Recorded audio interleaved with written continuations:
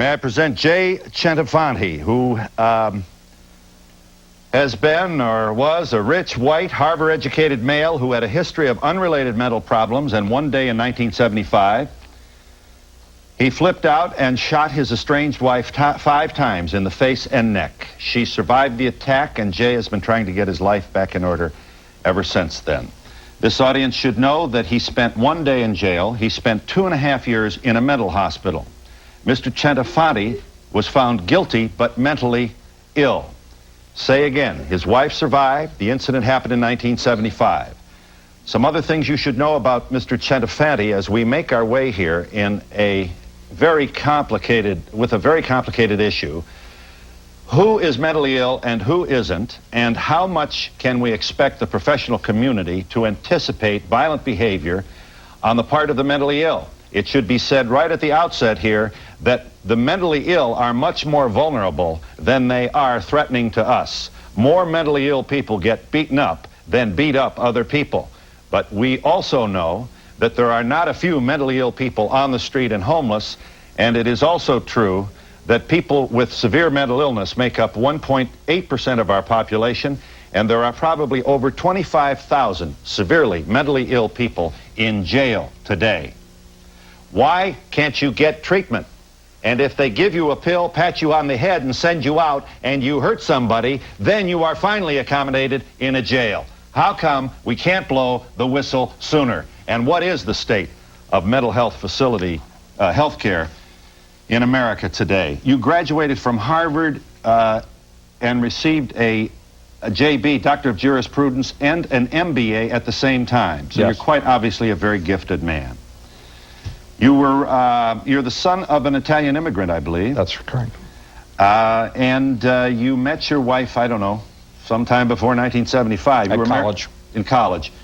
Her folks weren't too crazy about you. They didn't want a Centifanti in their family. Too many vowels, too many syllables, and I don't know, were they WASP? They were in the wrong place in the order, I think. They didn't like the fact that the vowel was at the end of my name. And they were 14th generation American, yes. Your wife was. Very good. Yes. Okay, so you marry anyway, and you're working for one of the most prestigious law firms in Philadelphia, is that right? The largest firm in the state at that time.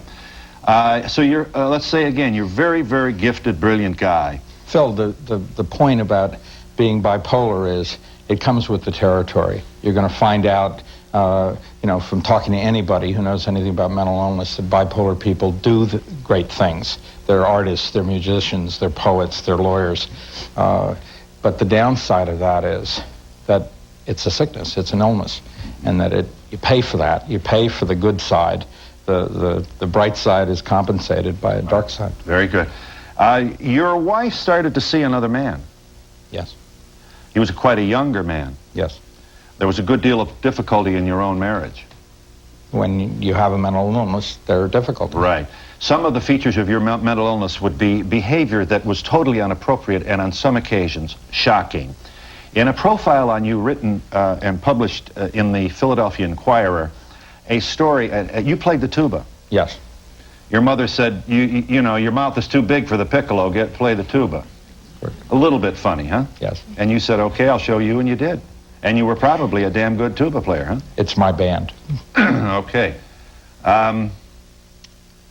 You, on one occasion at a church music festival of some kind, you got up without provocation, walked over to a 3-year-old child, and snatched a piccolo away from her.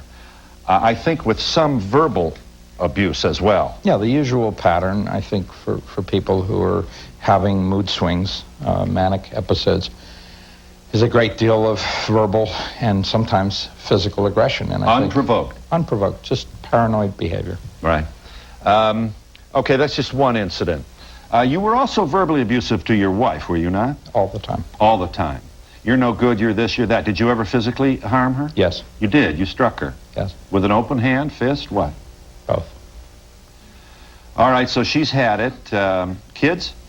2 children, one of them sitting next to me here, Dana. Who was just a child at the time? Yes. Your daughter is 17 now, we should 19 going on 29. You're 18. We both missed it, Dana. Okay, 18. There's going to come a time when you're going to want that year back, so don't... All right, Mr. Centifanti, your wife... I should mention Jason, who's 21. Very good. And send you his best. Uh-huh, thank you. Your wife, your wife is seeing a 19-year-old. That's correct. So you're not unlike a lot of people enraged about this. I think that's an understatement. Okay, you see her coming out of whose house? His house or your? Her house. Her house. Had you separated? We had separated about 2 months before. I knew she was seeing him. I basically stalked her. I saw them go up to the main station in Philadelphia.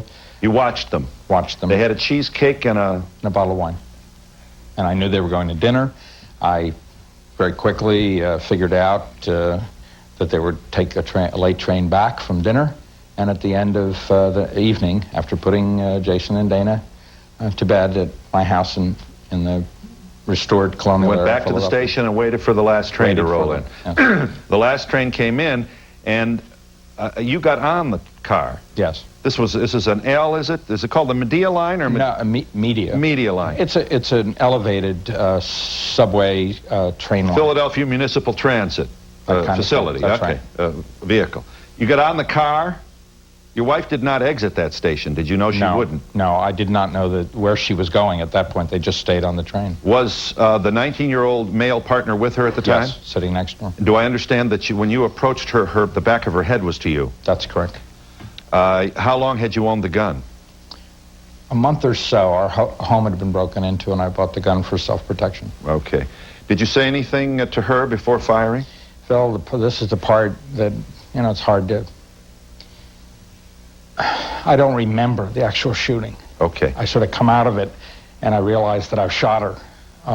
Well, let's just make the point that the police, the evidence is clear. The Inquirer in one article said you shot her 6 times. I think that you're saying you shot her 5. 3 times in the head. Yes. Once in the cheek. Yes. And twice in the back. Yeah, one of the That's bullets 6. went right through her mouth. Uh-huh.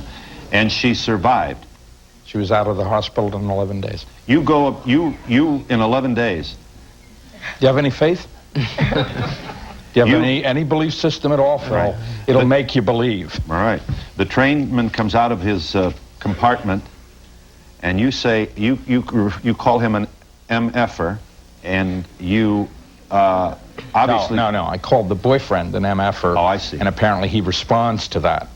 That's apparently a name that he recognizes. In any event, you're still mad at him, are you? You're still upset with him? You're still mad at him? Yeah. She didn't marry him, did she? She did. She did marry him. And does the marriage hold up? No, they're divorced. You exit the train, you run to a church. You sleep under the pew that evening. Yes. Next...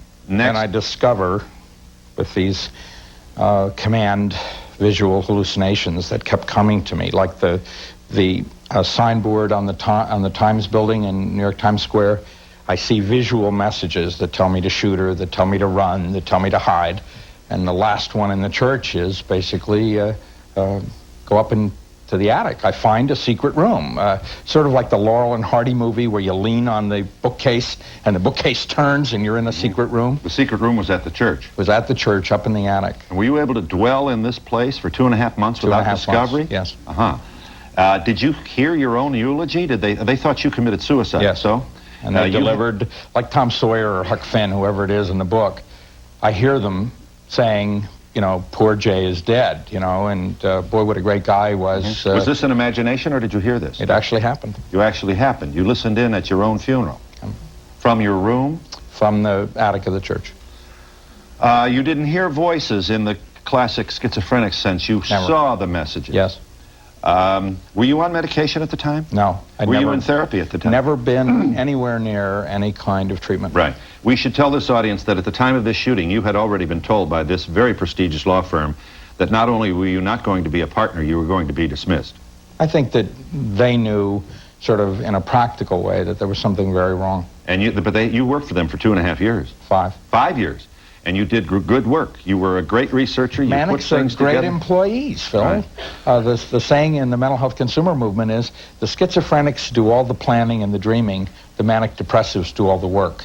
The manic bipolar we'll never get to an understanding of these terms. I'm not sure how many people would agree on what it means within the professional community, but we're trying to figure out. I was a classic bipolar. I had periods of time when I would earn 2 degrees at Harvard in 4 years, and at the same time be suicidally depressed 3 or 4 days out of every month or 6 weeks. Now, we have other similar and equally complicated stories to share with you, and we want this audience to have a chance to get in here. So, truncating somewhat here for the sake of our limited time, you are then arrested. You're discovered and you're arrested. I surrender.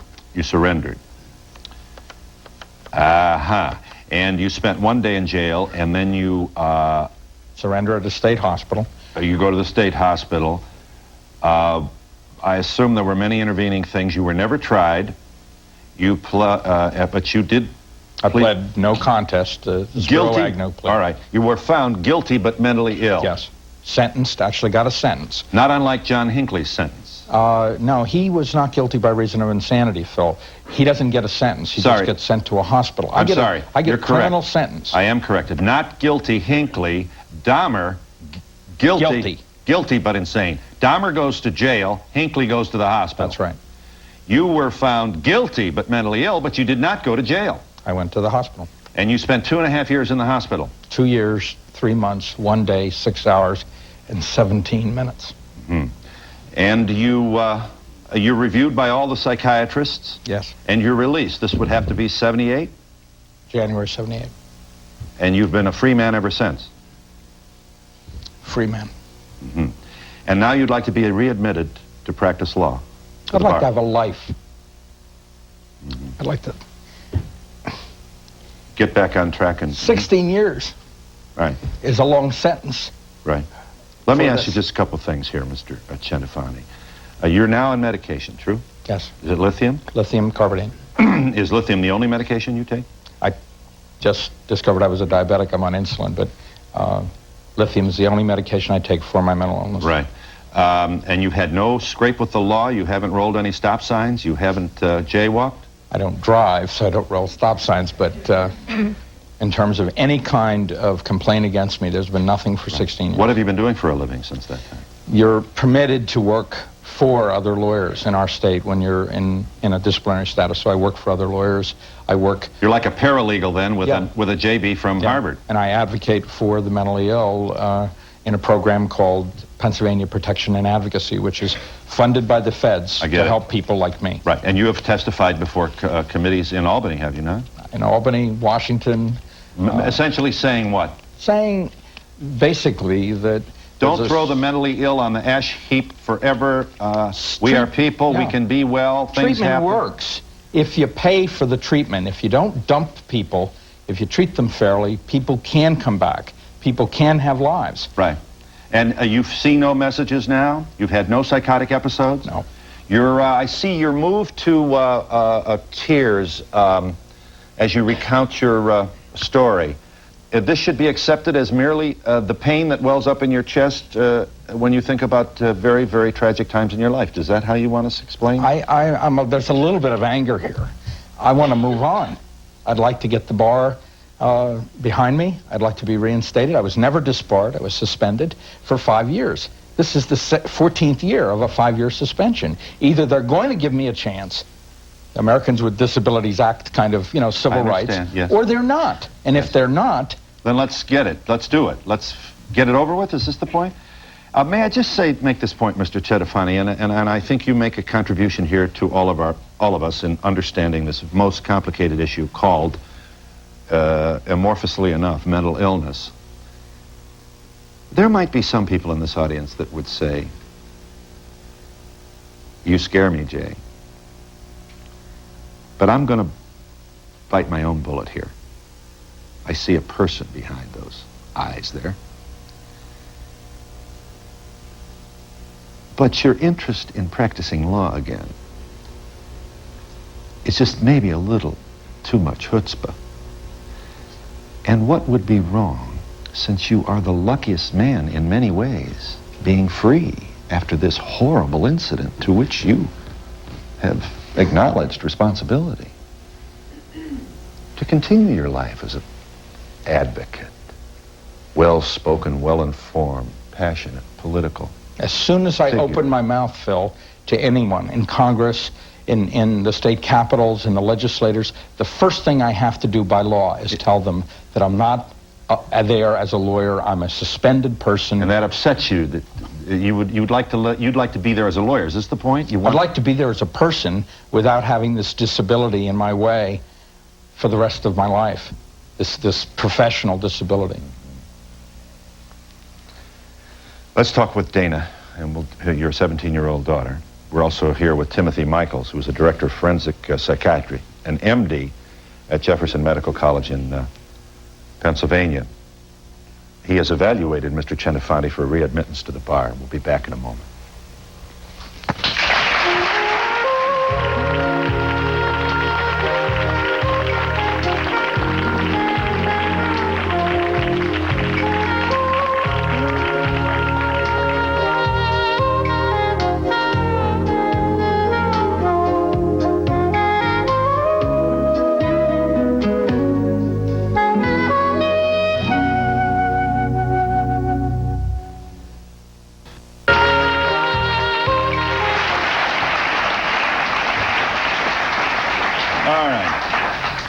Well, Dana, what a beautiful, young, and talented woman you are. You are 18 years old, as we established, and your father has just shared some very painful details of his life with us, some of which I think were news to you.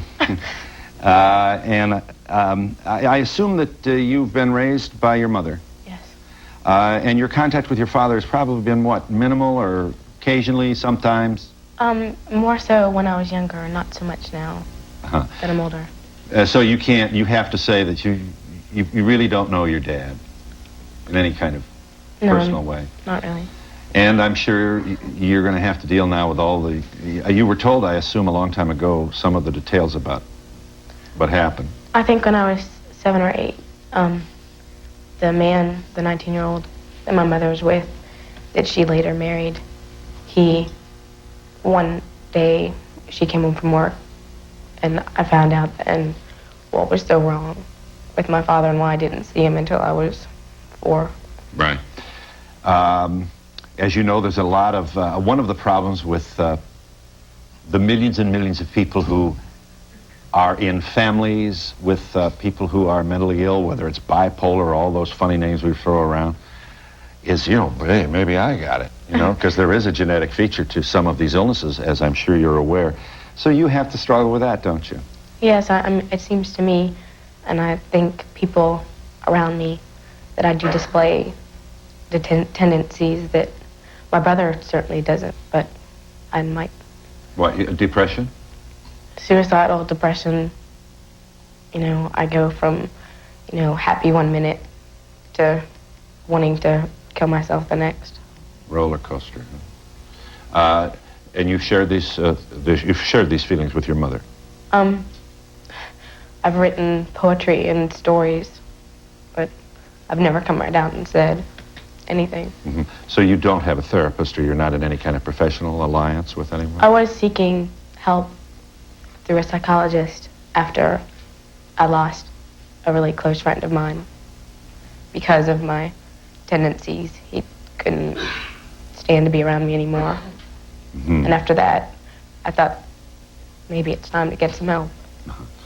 Well, Dana, I want to say, first of all, you don't want to take too much counsel from me. I'm a lay person, and I'm a brilliant man, of course, but there are... you're not alone. I think it's tough being 18 today. I think you have a lot of sisters out there who say, yeah, boy, I have those feelings, too. I think you should know, and you have to know this, somebody can't tell you, that the probability, the most probable explanation for this is a very complicated background that creates pain for you, a lot of dark holes in your own history. Where was your dad? He's been absent all these years. Your mom, a divorce, a second divorce. All these things readily are pretty good, and they're a little too much for a teenager to take. So I would ask Dr. Michaels to get in here and say, first of all, this young woman is certainly entitled to have some kind of professional alliance. Can we start there? Without question, Phil. I think that what she's saying is now that she's coming to try to deal with this, then she should be seen. There's a significant family history. We're learning now, this is a decade of brain and research, that a lot of the reasons for mental illness have a biological basis for it.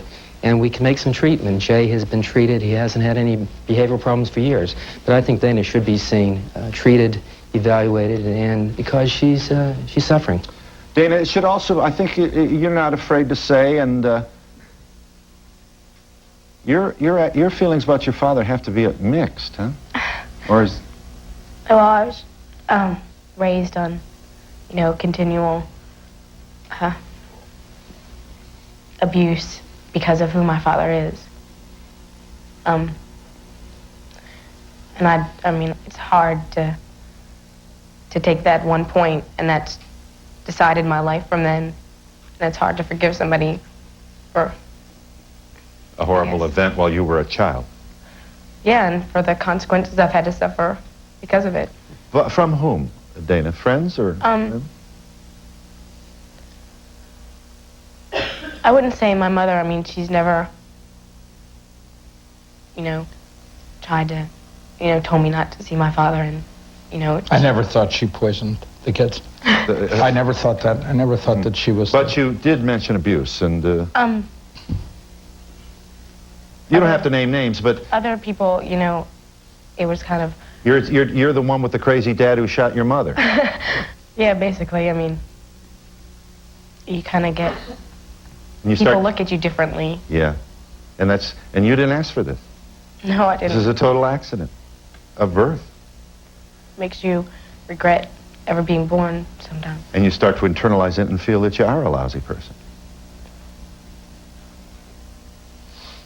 Well, I mean, it would be irresponsible for this young woman to have to go through this without some major professional intervention. I think the problem, Phil, is often people don't reach out for help. They're ashamed, they're embarrassed. There's a stigma with mental illness, and people suffer unnecessarily. And obviously, Dana, it's obvious to all of us that she's hurting. And that with treatment and competent people, I think she'll be able to get over this, go on with her life. Dr. Michaels, did you testify on behalf of Dana's father? Do I understand you to think that he should be readmitted to the bar? No, I was asked to see him by the Supreme Court of Pennsylvania, basically to evaluate if he had any mental illness at that time that would prevent him from being an unreasonable risk in practicing law. It was my opinion, looking at 50 different records over 15 years, that he could practice law from a psychiatric standpoint. And he poses no risk to society, in your professional opinion? That's correct.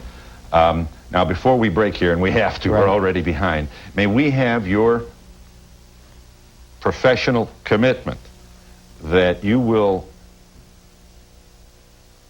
make decisions or encourage Dana to do whatever your own professional conscience tells you should be done for this young woman? Without question. And we'll be back in just a moment.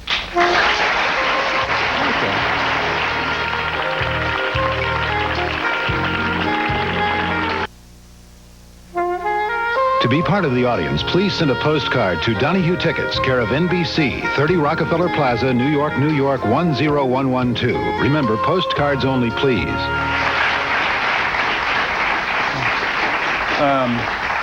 Here are Ed and Betty, not their real names. And we will, at your request, protect you from some of the details of this very, very painful story. Ed and Betty, you live in retirement in Florida. Your son had a long history of mental problems, and the parents, as well as the son, sought psychiatric care on a number of occasions, and the son basically slipped through the system. Their son is a diagnosed paranoid schizophrenic. The story begins, you told our producer, when your son was 13 years old. Pardon me for appearing to speak for you, but we're fighting the clock. He manifested the first symptoms of schizophrenia. We didn't know what it was, and we took him to a psychologist for help. This psychologist put him on heavy vitamins, et cetera, et cetera. He started getting better. You thought you were coming around. And then all of a sudden, there were problems, scrapes with the law. you didn't know which drugs might work. You didn't know it, but you were called upon by the professionals to exercise tough love, the detached family. You told your son that he had to leave home, provided him with the basics to go out on his own. He worked very hard the next few years, seemed to be doing well, then he'd fall back. Then you moved to Florida. Then he came to Florida, and while you were out, he detached all the fans from the ceiling, took all the clocks and the radios apart, the TV sets, your telephones. He began saying all kinds of crazy things. He was hearing voices. The clock was speaking to him. He was just, and then he disappeared again. And on October 8th, 1990, you got a call that their son had killed 2 people. Let me say something, Phil. Mental illness is a brain disease. It was never mentioned prior to this, to me mentioning it. And there is research that proves it. All mental illness is a brain It's not about disease. whether your mother said something when you were small. It's not about whether you had a bad childhood. It is a biochemical problem in the brain. It is a pathology. It is not about ghosts or goblins or character or morality. Mental illness can move a person to be totally removed from reality, hear voices, and do things without any understanding of what's right or wrong. I thank you for making that point. You you called doctors. You did what you could, and you. The guidance that we got was, as you mentioned before, detachment. That it was best that let him go. You can't control him. Let him hit bottom. Let him hit bottom. He'll have to come from inside, not unlike an alcoholic. Did your son drink? No. No. Go ahead. Anyway, if you want us to relate as to I think this audience should know that you knew your son was very seriously ill. there was a period of denial there also. Before the, yes, very honest of you to say so. Of denial that we went through. Listen, we're ordinary people. Mental illness was such a foreign thing to us. My son, being mentally ill, couldn't be. And then... But when the bizarre behavior of the telephones and the fans and the voices and was very evident to us because he was down in Florida, we could not any longer deny that he was mentally ill. And what did you do? What did you try to do? What we did, there's a Baker Act situation where they take you involuntarily into a mental health crisis unit. With the patient who's saying, I'm not crazy. Right. These people are crazy for putting me in here. And they take you up to 72 hours, and they evaluate you. Right. And after the 72 hours, they determine whether you're mentally ill or not. Very brief. My son had an hour-and-a-half interview, and I got a phone call from a nurse that said my son does not belong here. He belongs in a private hospital. I said, you're talking $10,000, $15,000 a month. And the nurse had the audacity to tell me, you own a home, get a second mortgage. Your son was admitted to an emergency room, was treated in an emergency room. The last episode? Yes. Yes. Why was he in the emergency room? All right. He ventured into a downtown hotel. He started to knock on guest doors, looking for his father, who was William Webster, head of the CIA. The police were called. He told the police that he's hallucinating, that he's hearing voices to kill people, and he's suicidal. They told him that he'd better get to the emergency room of the local hospital, which he had been a patient there about approximately a year before for 30 days. Right. He went there voluntarily to seek help. Now, I'm sorry to interrupt you, but the clock is tyrannical. I know. Let me tell you what I think I know. He told the personnel in the emergency room he was hearing voices. Correct. The voices were telling him to kill somebody. Correct. The voices clearly were telling him to do violent, horrible things. Right. Correct. The emergency room personnel, absent the presence of a psychiatrist, get a reading on the phone from a psychiatrist who never met your son. Right. And he says, let him go. Well, prior to that, there's a 24-hour emergency bed available. In other There words, was an empty bed. Available. If he was to be in the bed for 24 hours, a qualified psychiatrist could have seen him the next day. And this could have been... But he was avoided. released. He was released. They gave him a prescription for medication, and they had given him a pill, stelazine. Stelazine, which is a pill used for antipsychotic episodes, Right. takes 2 or 3 weeks before it becomes therapeutic. So there's no immediate effect. There's no immediate effect. Right. So that's what they Right. did. They and, gave and, him... and several hours after his dismissal from the emergency room of the hospital, he killed 2 people. Right. Correct. Stabbing incidents. Right. And you want to say what, Mom? What do you want to say? What I want to say is that the public should first of all look upon mental illness as a disease. It is a biochemical disease. That the people who are mentally ill have always been the low man on the totem pole. We're afraid of them. They're spooky. We don't want to go near them. The services that are given to the mentally ill people are so incredible that there is no services. When my son went into the hospital, he needed help. There was an empty bed that he could have just stayed over that 24-hour period. I don't think this would have happened. Plus the fact that the psychiatric assessment officer, which is a social worker with supposedly some knowledge of mental health, did not relate that he told the emergency room doctor that he was hearing voices to kill people and to kill somebody else. So that went over his head. The emergency person didn't tell the shrink on the phone the ominous things your son was saying. Right. So we cannot get the posse and the noose and the tree limb for this guy. He had no idea that your son was this sick. Right. Well, he claims he knew my son from his previous stay, but in the previous stay records, there was a note said that if so-and-so comes back, try not to admit, refer to a psychiatric hospital if dangerous. Right. Now, I don't mean to interrupt you, but if somebody professes that he's going to kill somebody, hears voices and is suicidal, if that isn't dangerous, I don't know what. That is time to put someone in a rubber room and decide later whether he's kidding or serious or psychotic. We should say that your son is now in jail awaiting trial. Right. Yes. And we'll be back in just a moment.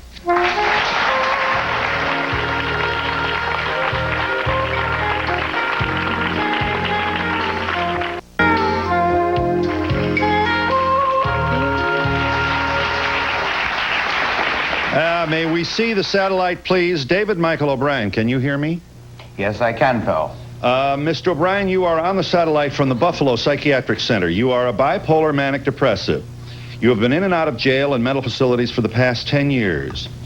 Some of your problems with the law, Mr. O'Brien, have included, just briefly, what kind of behavior have you engaged in that would call the law's attention to you? As far as mental illness goes, it would be assault, and then there was burglary and grand auto theft. Mm-hmm. Do you want to be released, Mr. O'Brien, from the Buffalo Psychiatric Center? No, I don't.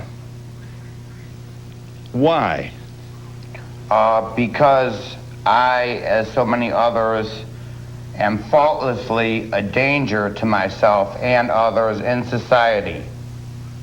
And are you scheduled for release?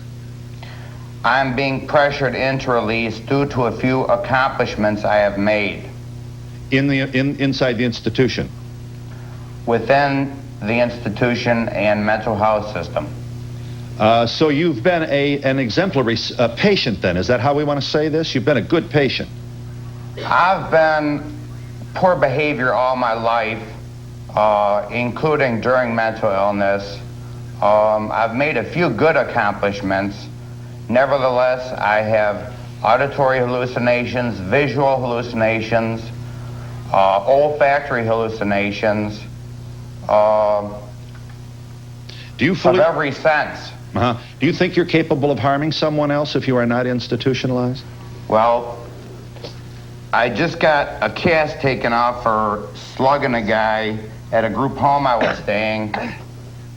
That now, in New York State, such group homes are only accepting the cream of the crop, being the least in need of such care. When is it, is Dr. Grace there? Yes, I'm here. Jeffrey Grace, MD, you're the clinical director of the hospital at Buffalo. We should say, among other things, Dr. Grace, something you already know. Michael O'Brien's care costs taxpayers $300 daily, or approximately $90,000 a year. Dr. Grace, what would you say to this audience regarding Mr. O'Brien's immediate future? What is his status in terms of release? I think he's in the process of being helped in giving him skills and resources to be able to leave the hospital. But I think he's doing well. But he says he doesn't want to leave.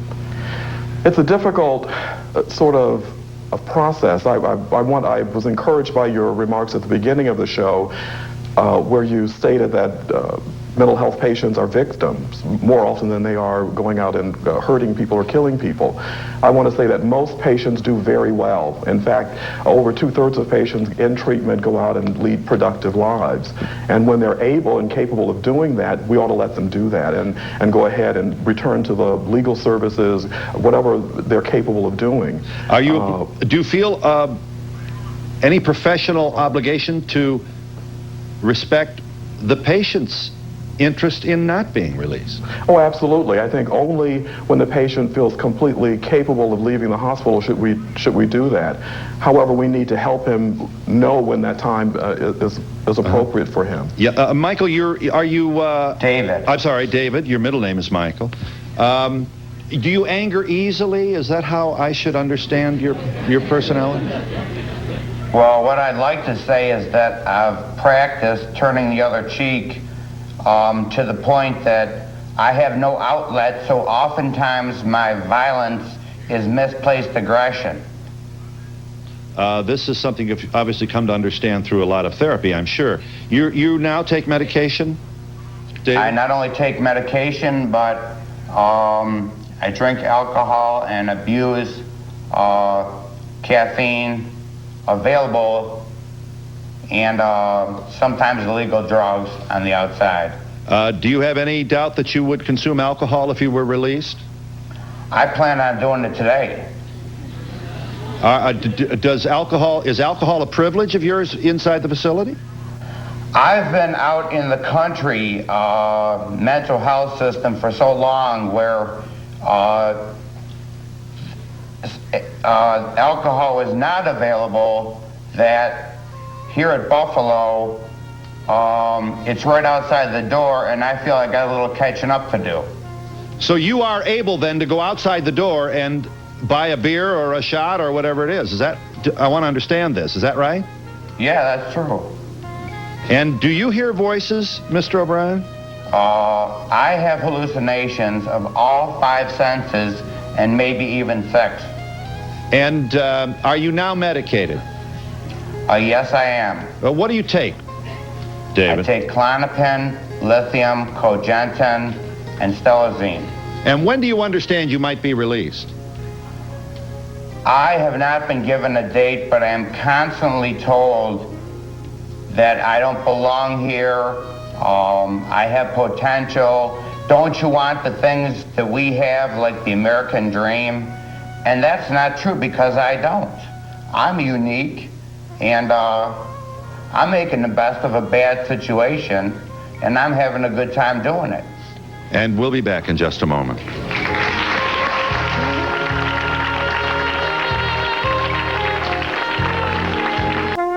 To be part of the audience, please send a postcard to Donahue Tickets, care of NBC, 30 Rockefeller Plaza, New York, New York, 10112. Remember, postcards only, please.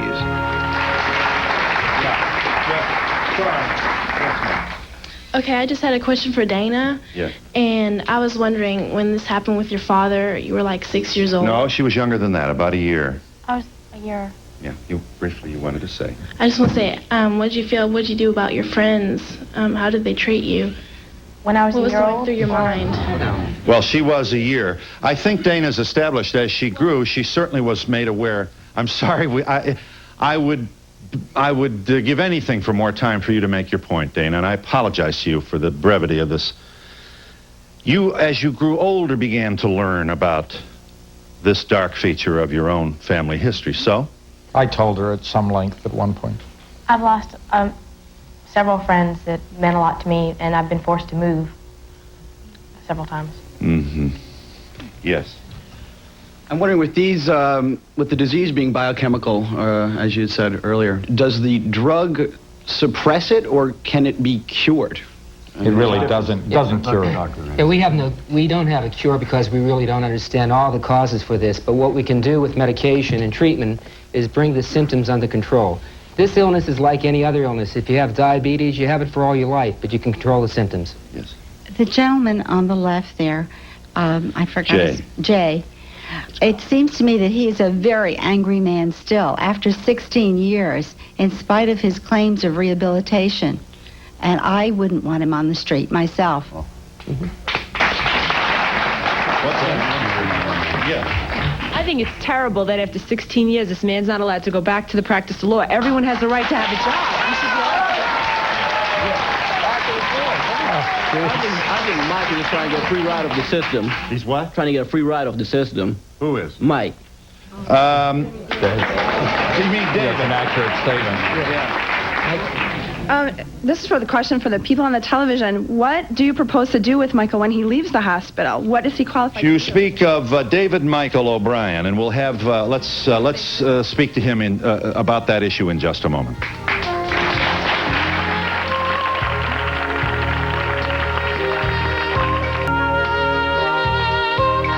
The National Alliance for the Mentally Ill has the following 800 number, 950-NAMI. The acronym, National Alliance for the Mentally Ill. These are enlightened people who long for a world in which mental illness will be thought of in the same way as heart disease, diabetes, and other illnesses. Ed and Betty, your son now awaits trial for a double murder. Right. And after a life of agony where he clearly was exhibiting irrational behavior, and you tried to plug him into facilities, and some accepted, some didn't, he was released from the emergency room the night before he killed 2 other people. Right. You want to make what point? I want to make one point, that it's ironic that my son, right now in jail, and was in a forensic unit, is getting the best of help he can after committing this crime. So there's something wrong with our system, that somebody has to do something in order to get help. Yes. Dominic Bosco, author of Bedlam, A Year in the Life of a Mental Hospital. Here is your work on this issue. You would want to support, hold on, you're mic'd. All right, I won't worry about you. With only seconds left, you support certainly what Ed and Betty have said, and you wanted to add. Absolutely. I would like to add that this is just the tip of the iceberg. There are 1 million schizophrenics in this country. We have no idea how they're being treated. Many of them are not being treated. There are places where they can get help. There are ways to treat people. We know how to do it. We're just not doing it. Benjamin Russ Seasons Center in Philadelphia. They closed the mental hospital there. They are taking care of the people. Virginia Street Center in San Jose. We know how to take care of mentally ill people. We're just not doing it. And we'll be back in just a moment.